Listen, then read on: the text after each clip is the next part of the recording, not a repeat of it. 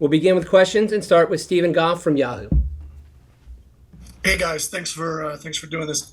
For Jedi, uh, tell us about your knee, your fitness, your readiness, how much you think you could play as you continue to build up, and what the conversations have been between the club, Pochettino, and yourself. Thanks. Yeah, so obviously still kind of not recovering, but getting used to post surgery and doing all right. Been in full training, been in full contention to play matches back at Fulham. Had a few spells coming on here and there. Played 90 minutes in a cup game, which got through pretty well.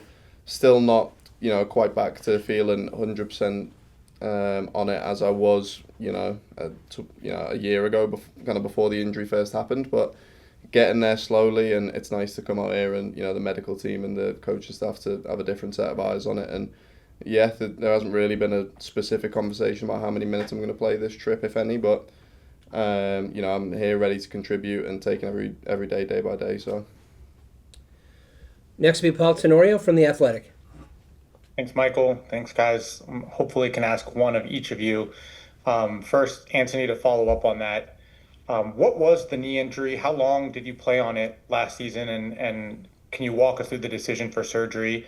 And then, how is it trying to get fit and try to hold on to your spot? Because I know Sessegnon's been playing really well as well in his opportunities there. And Tanner, if you could just, what's it like to be back in camp first time since March? And how did maybe the way Nations League went and not being a part of Gold Cup impact your thinking around trying to get back into this team and to fight for a spot for the World Cup? Thank you. Yeah, so last October in one of the friendlies, I basically got a dead leg on the top of my knee on my quadricep tendon, which slightly split my tendon open, and that bleeding led to calcification and stuff, and I developed a bit of tendinopathy in my knee. So it was pretty painful from probably November onwards for the rest of the duration of the season, and I was managing my load, trying to make sure I could play games and things like that. And then after seeing various specialists and surgeons, the decision was that I probably wasn't going to get over the other side of it unless I had surgery to scrape out the calcification that was in my tendon and kind of clean the area out. So I had that done 2 days after the Man City game, and I was doing rehab for pretty much all the off season while the Gold Cup was going on, and back full training around to 11, 12 weeks later. And it's still tendon injuries. They're known to take a long time to adapt and get back to normal, but I'm getting there, and doing everything I can on and off the pitch to make sure I can stay fit and get back to where I was. And in terms of competition for places and stuff, obviously I've really missed being out here with the team, playing at Fulham. Obviously the gaffer knows that I'm not 100% myself yet, but even if that's the case, he still sees me as a useful tool at some point. But like you said, Sess has been doing really well, so even when I get back to full fitness, it's going to be difficult for me to get my place back in the team. So I'm just going to have to try and raise my level as high as I can and be ready to be called upon when needed. Yeah, for me, happy to be back in the team. It's always an honor to be here and represent the national team. And but yeah, missing out on the Gold Cup and the last game of September, but nothing changes. I think it's always the same mentality to do the best in your club and control what you can control. And when you get selected, to do the same with the national team. So yeah, just here to contribute and to help the team leading into the World Cup. Next will be Jeff Carlisle from ESPN FC. Thanks, Michael. Hi, guys. My question's for Tanner.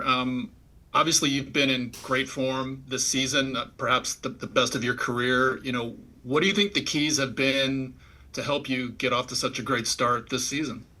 I think we had a really good preseason. The coach gave a lot of trust to me through our preseason with our matches and everything, and we brought in good players that really want to help the team. And I think our team kind of has no big star. We're kind of all younger kids trying to make our way and find our career. So I think we just have a really hungry team that wants to show what it's like to play at a big club and to play in big competitions, and we want to bring Lyon back to Champions League. So that's the goal. It was a goal last year, it's a goal this year, nothing changes, but I think the club just given me a little more responsibility this year, and certain players have had to step up because we got we lost a lot of players in the summer, so we have a lot of young kids stepping up from the academy and younger players that we brought in. So I think overall it's just been a long process of working last year, learning from players, and then working hard in the off season. And now it seems like it just happened overnight, but it was a long year last year and in the off season. We'll go to Ron Blum from the Associated Press. For Anthony and also for Tanner, last week Mauricio mentioned that he doesn't talk at all to the players between camps and doesn't give reasons when people are called in or not called in. Do you find that very different from the way Greg operated the team, and do you prefer it this way, or would you prefer more communication? You want to go first? I mean, yeah, I don't really care, to be honest. I think, obviously, like, different people. So from my point of view, like, the medical team have kind of been, speaking to me, asking how I am, and like you said, even though I've been fit and training and stuff last camp, I didn't hear anything. I didn't get called up, and that was just coach's decision. It is what it is. I think everyone respects the decisions taken, and there doesn't really need to be a conversation. So in terms of when Greg was coach, there may have been a little bit more conversation, but even still not that much. And I know other national teams as well, they kind of wait to see the team, and they don't know themselves. So I think it's pretty standard practice and doesn't really affect me. I can't speak for everyone else, but you just do what you can with your club and wait for the call, and if you don't get it, then you got to try harder for next time. Yeah, I think I agree. I think it's obviously a very competitive national team. We want to be, the best national team and fight to win the World Cup, and with that comes a lot of competition in the team. So each time you're in camp, you have to make the most of it and try to fight your way into the next one. But yeah, I agree. Next will be Paul Kennedy from Soccer America. Thank you, Michael. My question is for Tanner. I got a couple of ones. One, you're originally from Alabama, went to Texas, sort of following the same journey that Chris Richards took. Can you speak a little bit how his journey influenced you? And secondly, last summer was very traumatic at Lyon with the threat of relegation and a new president coming in, Michelle Kang, who we know here for her role in women's soccer. Can you speak a little bit about how she's helped the team, and have you gotten to know her at all? Yeah, well, first let's start with Chris. I went to Dallas first, so he followed me. So let's get that straight. Chris signed with the first team before I did, and so yes, I signed after him. But I was in Dallas first, so Chris followed me. So I'm happy for him. He did a good decision there. And yes, in our club we had a big situation this summer. Luckily, the club did a really good job of fighting back and getting us to stay in League One, which, us as the players, obviously we deserve to be in League One. We finished in Europa League spot, and I mean, we're definitely a League One team. So our club did a good job to fight and to keep us in. And yeah, we have a new president, and she's done a really good job. She's worked with the women's team for a long time now, and now she's helping with the men's team. And yeah, it's really nice to have her and in and around and help the team. So yeah, like I said, we've been off to a really good start this year, and hopefully we can continue in that way. Next will be Charlie Bohm from MLSsoccer.com. Aloha, Charlie. Hello. Tanner, building on the questions you've already answered, I wonder if you could reflect a little bit on kind of the journey and the adventures you've had in Europe. It seems like everywhere you've gone, you've kind of met the new standard and risen to a new level. And I just wonder if you could kind of speak on the journey and how you've grown both on and pitch and off. Yeah, I think my first year in Venice was tough, coming into a European team like that. First time in a promotion relegation league, and understanding the importance and feeling the pressure with the fans, and it's just something you don't experience in MLS. And so I learned a lot that year.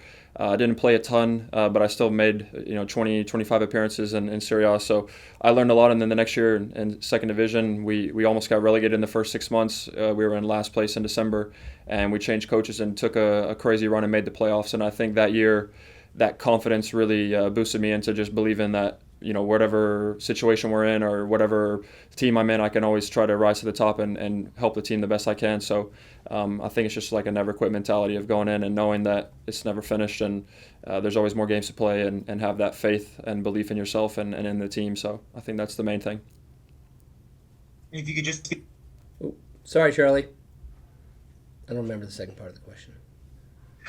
Sorry, I just also want to see you get a word in about that incredible goal you scored, your first European goal a couple weeks ago, and what that felt like, and what kind of response you've gotten from your teammates and people around you. Yeah, it was obviously a really pretty goal. Caught it sweet, and most importantly, it gave us the win in a really tough away game in Utrecht. So really happy to start off the Europa League that way with a win. But I think, yeah, it was. We have a lot of matches coming up, and in the midweek, so that game I didn't start, but I knew that I was probably going to come on, and it was going to be a difficult game. So to come on and help the team I think it's the first time I ever subbed in and scored. So to be able to know that I can do that kind of gives me a little more confidence in different games and belief, kind of like I was talking about. So, but yeah, the team has responded well. I think we have, 7 goals from midfielders. So our midfield has really been stepping up this year, contributing and helping the team find ways to win. Next will be Ryan Talmadge from Goal.com. Thank you, Michael. This one's for Jedi. You spoke about the injury stuff and the physical aspect of it and the things you kind of go through there. But a lot of guys say that the hardest part of being injured is watching and having to kind of sit back and see the team go on without you and do all these different things. Obviously, in the year or so since we've seen you, so much has happened and so many different players have come in, so many different games and everything like that. So for you, like in this time out, like what was it like watching? Like how did you follow the national team and what was the process like having to kind of watch it from afar? Really difficult, to be honest. Especially we've had some disappointments this year, and obviously not winning the Nations League and the Gold Cup.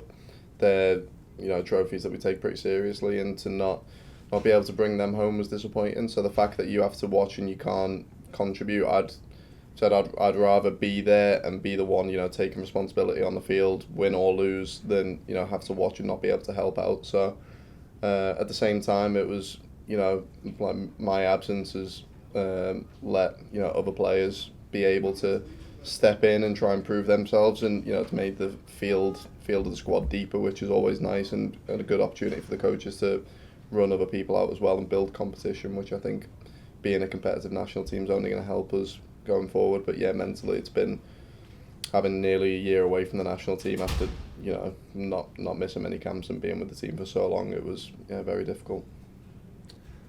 We have 2 more questions and continue with Jonathan Tannewald from the Philadelphia Inquirer. Thanks, Michael. Hello, gentlemen. One for each of you, if I may. The first one goes to Jedi. In the last month, Mauricio rolled out sort of a 3-4-2-1, I guess it was. I'm sure you've watched some of the tape and so on. It's a formation that might suit you quite well, I would think, and I was wondering what you thought of it and how you might fit in it. And Tanner, for you, in Lyon, there's quite the American contingent now, and they happen to all be central midfielders in some form or another, with you and Lindsay and Corbin and Lily. And I wonder if you spend any time with them, watch their games, talk shop a little bit, whatever it may be. Thank you. Yeah, formation-wise, obviously we've all played different positions within the team. The couple camps that I have had with the manager, is I've played different positions. I've kind of played that wing-back role. I've been sort of the inverted full-back as well, playing against Jamaica. So I've been able to be utilised in different ways. And I think the fact that we play this formation, but it's pretty dynamic and fluid, as long as anyone fills in a different position, you can kind of end up all over the pitch. So it keeps other teams guessing, it keeps us flexible, and I think it really suits this team. Yeah, definitely a lot more Americans in Lyon, especially on the women's team. As y'all know, our women's team is one of the best in the world, and I'm really happy to see some Americans there competing at trying to win, the Champions League and win the Women's League in France. So we share a similar facility. We're really close, and the cafeteria is the same, so we often see each other and pass by and catch up. And they've been doing really well. They had 2 really big matches versus PSG, and the other day versus Arsenal that they won in the Champions League. So they're doing really well, and I'm happy for them to be in Lyon. Last question comes from Andrew Jones. Thanks, Michael, as always, and belated birthdays to both of you since we last spoke right there. First for you, Tanner, for you, Double C, you had to play against Mark McKenzie on Sunday. Did you all take the same flight back? And hopefully he hasn't tried to give you too much, trash talk towards that game on Sunday, as well as the fact that Jorge Marcel's done a wonderful job whenever Paulo's been unavailable to coach because of the suspension. You talk about those 2 things in terms of Mark McKenzie and also with your assistant coach there. Yeah, it was a big game on the weekend. Really unfortunate loss for us in the last minute, but congrats to them on the win.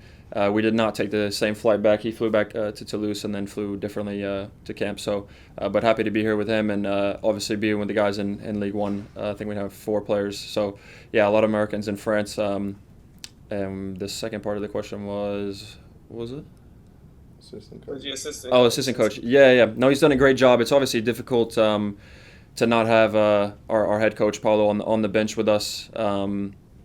But George has done a great job, and he helps in the trainings all the time, and the message gets through from the stands into George, and he communicates with us as much as he can. And then now we're able to have our coach in the locker room at halftime, which is a big difference to just having our assistant coaches or just the players talking. So it's nice to have his presence back in the locker room. But yeah, the staff has done really well this year to communicate to us and the difficulties with the suspension from our head coach, but it's been going really well. And real quick with this Jedi, Tyler, you played against Bournemouth a few weeks ago, and obviously with the first child, he's not in there. Did you get a chance to talk to him over the last few days or weeks after playing against him or being with him? Yeah, no, we caught up straight after the game. To be fair, obviously a very disappointing loss from our end, but nonetheless, happy to see him being fully fit, playing well, and enjoying his football again. And he's, obviously him and his partner are expecting their baby tomorrow, I think. So, I'll be catching up with him soon again to, see how all that went, wishing him the best, and looking forward to seeing him hopefully in next camp after that. Well, there's breaking news for you. We're on Tyler Adams' baby wash. Next why it's not, so yeah. Thanks to Jedi and Tanner for joining us, and for all of you as well. For those of you in Austin, we'll see you at 10:30 a.m. tomorrow. For the rest of you, 3:30 p.m. Central Time.